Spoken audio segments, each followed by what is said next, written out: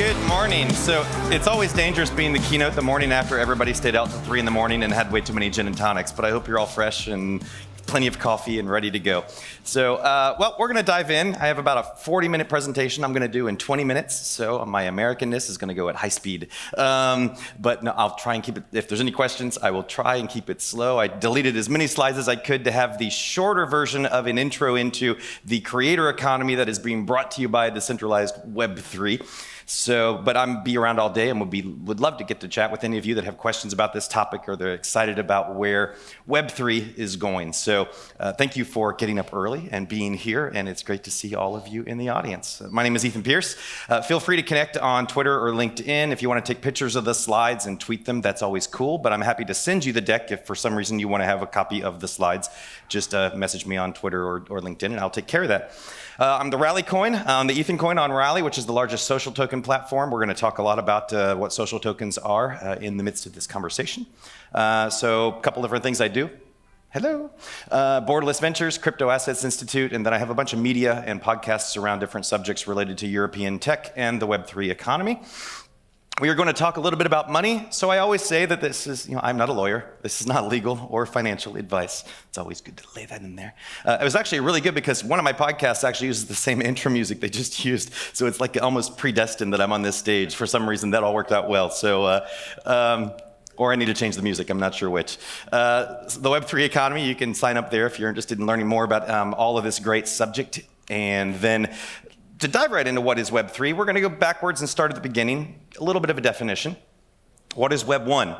So Tim Berners-Lee, if you were in my panels yesterday, you might have heard me mention this, described the first version of the web as this read web, the read-only web, where basically AOL or other websites were pushing content to you that you could read. And then we went to the read-write web, which was the kind of the creator economy version of this, where all of a sudden you could have a blog, you could have YouTube, you could have social media with Facebook or other things. You could create content on the internet and share it. So it became more participative, but it was still very much a centralized web. So this is where this has kind of all been. And that's cool. I'm not anti-centralization. We're just going to look at some of the reasons why centralization is more interesting. And so to get there, we have Web3, which there's a lot of definitions around what Web3 might be or might mean to you. A couple of the words I like here are just the ubiquity, the openness, permissionless, I think is very important, and decentralized. Permissionless very much meaning that anybody can participate in the creation of what is Web3. So you make the content, you publish the content, you are not beholden to any particular platform to be able to create a community and share information with them. The next piece of that, though, is the execution piece, this read, write, execute. Because of AI and machine learning, smart contracts on the blockchain, we're going to be able to have a newer version of the web that can kind of think for itself or kind of do its own things. This execution part is really interesting to what brings us to what Web3 could potentially be. So if you have been at all around Bitcoin or crypto, you might have heard it described as programmable money.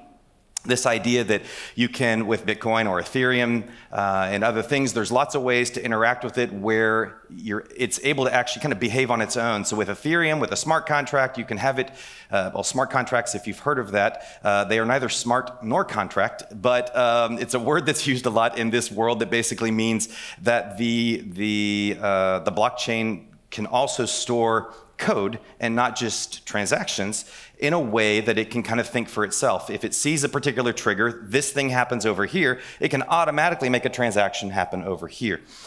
Well, that idea we can take then to where content is going to go. So we can have programmable community and content thanks to Web3, where we're going to be able to take the ability to grow communities, have discussion groups and all these things that are much more that are much smarter than what we have with just the Web 2 push content kind of version that we have now. So this all brings us to the centralized creator economy, which is this idea that everybody out there is making lots of things and sharing content. Without going into details, it's basically just to show that this is a massive space in venture capital and where startups are building things. Like I said, I'm happy to send you these as well if you want the slides. But basically lots of places to create content, whether it's audio or video, create your own, things like Clubhouse to do, well, that's kind of old now, but there's still lots of people on it, just nobody I know. Then you've got lots of live streaming.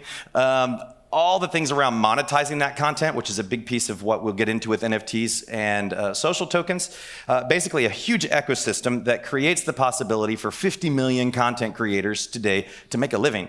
Maybe they're not making millions, but there are definitely quite a few in there that are making a lot of money. But what's really interesting about the creator economy that we have and the decentralized version we're going to have is it enables people to make 20 grand a year, 50 grand a year, 100, 200 grand. We're not talking about millions and a yacht, but we are talking about replacing a typical standard job with potentially something linked to your passion, to your expertise, or to the information that you want to share. And so to that idea, we have all kinds of platforms where you can share and create content. This is a $150 billion economy in the least, most likely much bigger than this, but a little hard to measure. But it's definitely massive in the sense of how these platforms are creating visibility and revenue. And the pandemic, the past couple years, really accelerated this because everyone was stuck at home. So either they didn't go to work, or they unfortunately maybe lost their job, their company was no longer able to do its business, or maybe they just wanted to kind of redefine what they were doing since they had more free time at home. Tons of content creators started on YouTube and Insta and other places. In fact, when you look at the rankings, many of the leading people on YouTube or Insta or other platforms started during the pandemic.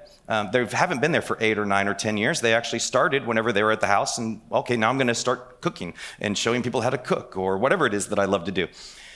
And to that point, in 2019, well, I had about $1 billion invested in the creator economy. It's a little hard to measure now because the definition of what is a creator economy platform or startup or what's helping that is maybe a little loose, but at least $2 to $4 billion is being invested every quarter into what is building the creator economy. So this is ramping up very quickly and significantly. It is a great time to be a content creator. It has never been a better time for you if you have something you want to share, your passion, your expertise, the things that you just always love to tell people about anyways. Take that to any of the social media platforms or any of the places where you can make content. It's a perfect time to get started. Like I said, many of the people that have created very interesting visibility in the past 2 years started in the past 2 years, not before the pandemic. So it's not too late to get involved and share what you know. Now, the thing that's really interesting about all of this is that it is not, we get hung up on the quality of the equipment or how much you understand digital marketing or whether or not you're a great public speaker or whatever it is that you might need to do in order to be good at content. But the reality is, creator content really revolves around community, building people who support and love what it is that you do. And to that extent, then, that community will be very much passionate about all of the content that you create and the things that you build. And so to that point, you obviously want to learn how to do everything else better. Better videos or better, if you're learning how to speak in front of people, to get better at that, to practice that, whatever those things might happen to be. Obviously, you want to improve what you do. But the real thing here we're seeing, and this is going to be the underlying theme behind NFTs and social tokens, is building community. Onboarding everybody that you meet that loves what you do into a community that you can continue to share to and build around. So to that point, we've got lots of centralized platforms that already do this. You probably know Patreon if you watch anybody on YouTube or maybe Insta or other places, where this is a platform where for people who have podcasts, they create videos, maybe musicians, artists, writers, even nonprofits. The idea here is that you can basically donate money to somebody once or regularly, and in doing so, they may actually give you something in return, like free content, maybe PDFs or free resources that are linked to whatever it is that they speak on in terms of content. Maybe, for example, I know some people who do a lot of stuff around photography or video, so maybe if you're a Patreon supporter, they give you some of their presets for software or some of their other things that you can get access to. Like, it gives you an access to something behind the donation. And then who didn't, during the pandemic, watch one of their favorite bands playing music from their sofa because they couldn't do anything either and they needed to practice.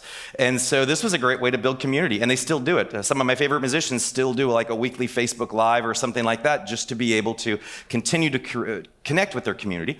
And since they need to be practicing every day anyways, whether they're traveling or not, this is a great opportunity for them to interact with their community. Lots of platforms like this did extremely well. Writers are making a fortune on platforms like Substack. So there are more journalists or professional writers on Substack now making a good living than there are working for all the major newspapers in the world combined. People are on this platform and people are paying $1 a month, $5 a month, $10 a month to subscribe to their content, or it can be free as well, maybe free and some of the content is paid. But the idea is, well, $5 a month doesn't sound like a lot, but if you get 1,000 people who are backing what you do, now you're making 60 grand a year. That goes quick. And so community scales very quickly if you're able to build community and get people to support you, even in a small way financially.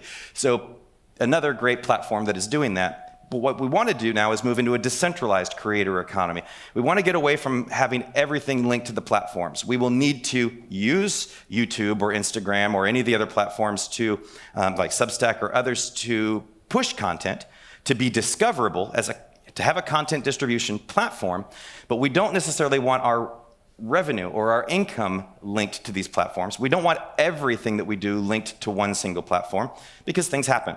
Sometimes certain topics become less appreciated than others. This happens a lot to crypto people on YouTube. Another example, everybody who did anything for children, like toy reviews or cartoons or things like that on YouTube 3.5 years ago, saw their revenue pretty much disappear because YouTube had to start enforcing non-targeted advertising for anyone under 13 years old.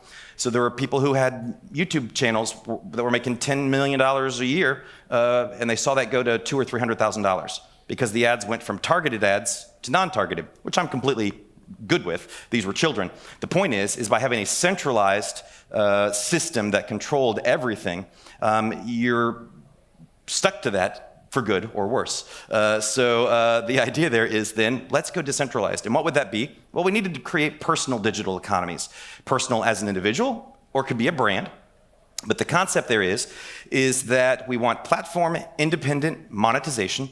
So we want to be able to, if you want to donate money to the person who's speaking, or you want to buy something from them in terms of merch, if you want to subscribe to premium content, it would be great if some of the pathways to that were not linked to platforms. So maybe you subscribe to them on YouTube and you pay as well, but maybe could we have something else where you can get access, or can we pull that off these big platforms and go somewhere else? So the idea there is, direct digital payments, tipping donations. On YouTube, for example, you can lose up to 30% of any donations to commissions.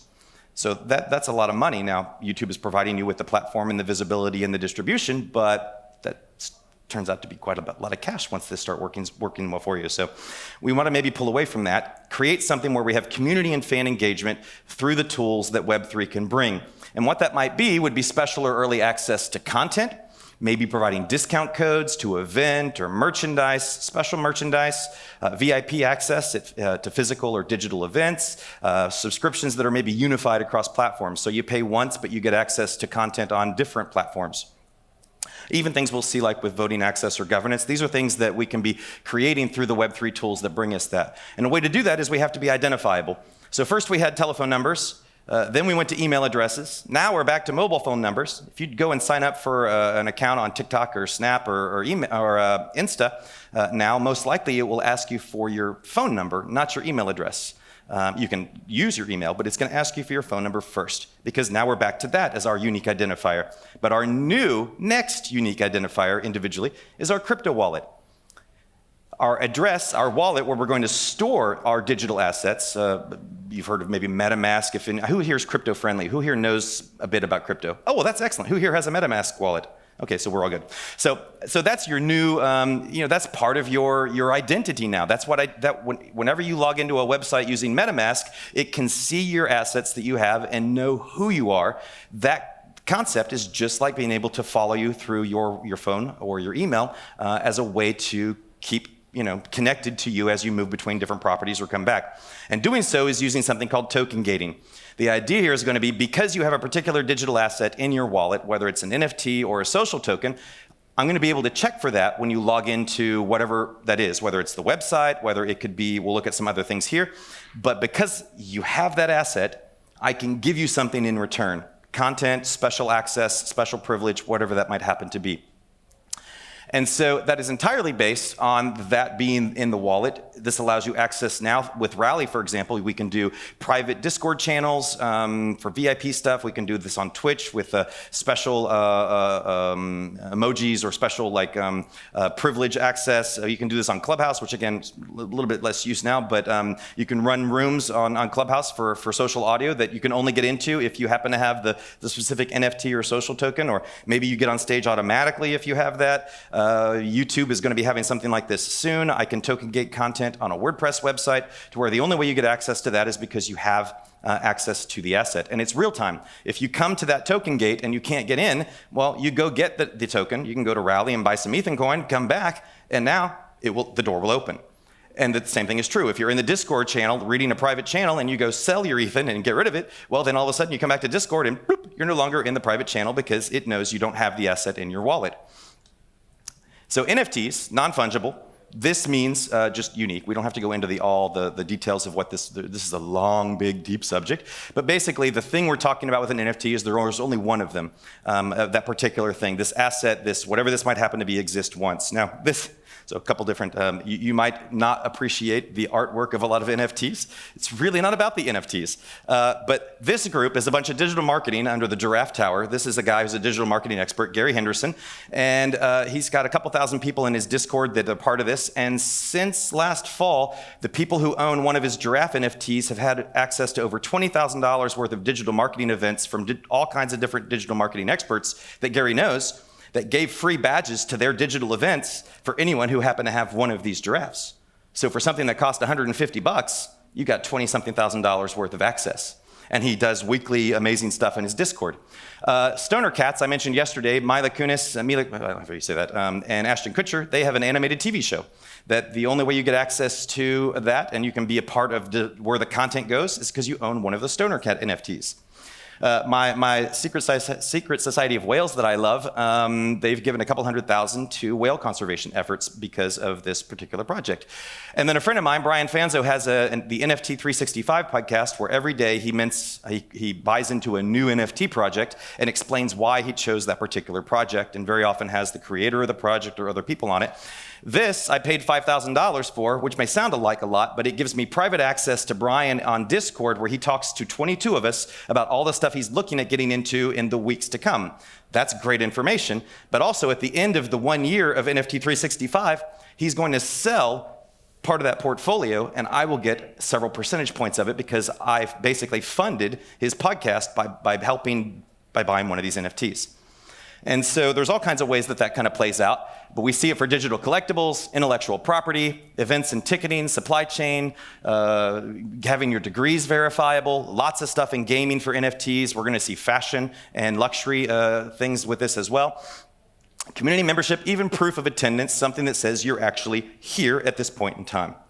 Now, to that point, we're going to go through a few of these really quickly because we don't need to look at all of them because we don't have time.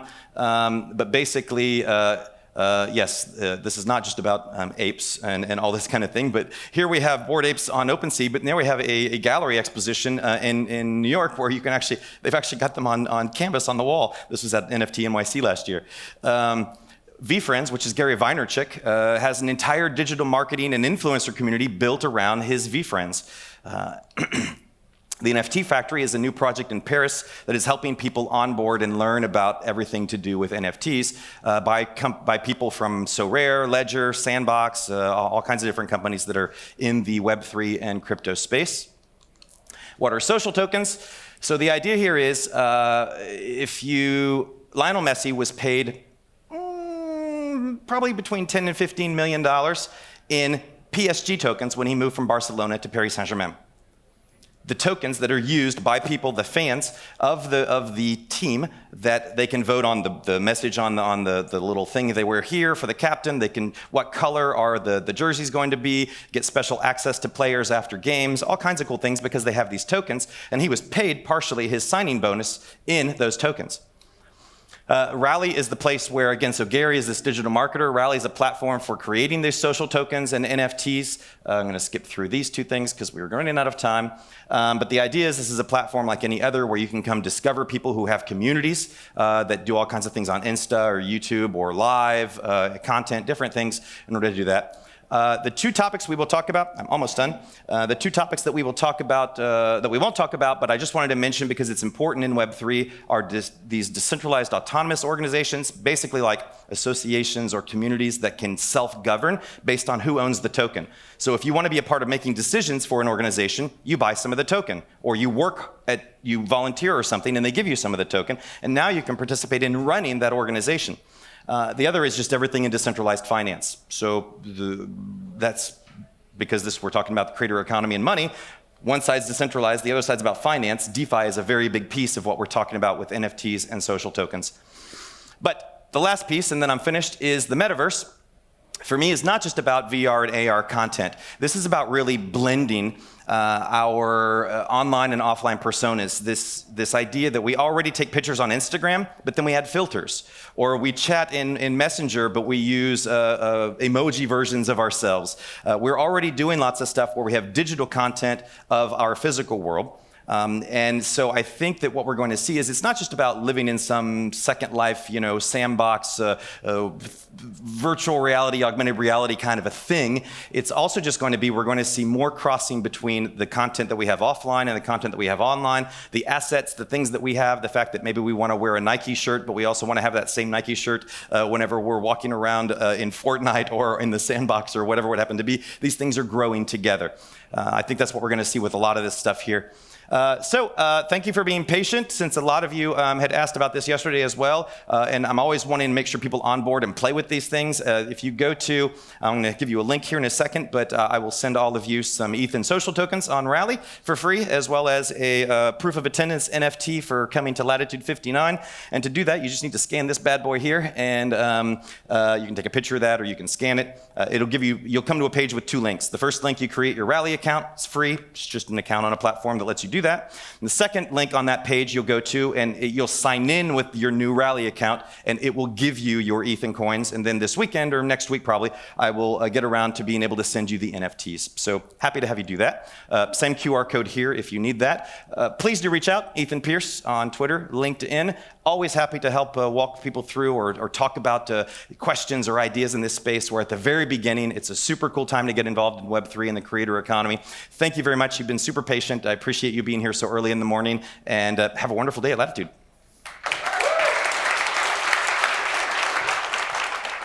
Thank you. Sleep, trade JPEGs. Very important.